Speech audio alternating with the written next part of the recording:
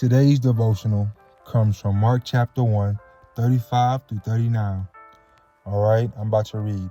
Now in the morning, having risen a long while before daylight, he went out and departed to a solitary place. And there he prayed. And Simon and those who were with him searched for him. When they found him, they said to him, "Everyone is looking for you." But he said to them, "Let us go into the next town, that I may preach there also, because for this purpose I have come forth." And he was preaching in their synagogues throughout all Galilee and casting out demons. Now in this, guys, God was showing me the solitary place with him is important, that you have that time where you communicate and pray with God if you want to do your purpose. This is where you get your instructions. This is where you get your corrections. This is where God he shows you how you can be better. He can refine you. He can give you praise. He can heal your heart. He can just talk to you and just help you. This is like the time where you are planning and where you're getting coached, where God is really helping you develop, and he's helping you get ready for the work you have to do. And that's what he was showing me. Your place of solitude is what's going to show when you're out in the world doing his work or doing the work that God's told you to do. All right, to the point where you can, when he was teaching with authority and power. He was teaching things, and the way he was teaching was like no other. And it wasn't just because of the miracles he was doing. It was the words he was speaking. It was the insight he was speaking with.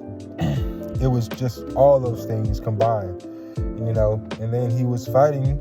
He was able to cast out demons and take out people who were just causing trouble and mayhem and be able to stop those things. But God was showing me it came through the solitude times, the times where he was by himself studying, where he was times, where he was by himself, talking to God. So it's important to have that place. I want you to compare your days. One day, amen, get up, read your word, meditate, spend time with God, talk, pray, and just ask and talk to him. All right. And then I want you to compare a day where you don't do that. All right. And I want you to see how prepared were you for that day at hand. Being prepared for what's ahead of you comes through the solitude times. It doesn't come while you're out doing God's work. It comes when you're by yourself, alone with him and what he's teaching you. Like I said, not in a church, not at a small group. It comes through time just spending with him alone. And when you spend that time alone with him, I'm telling you, you'll be ready, because God likes to speak to you on an individual base on what you need to do.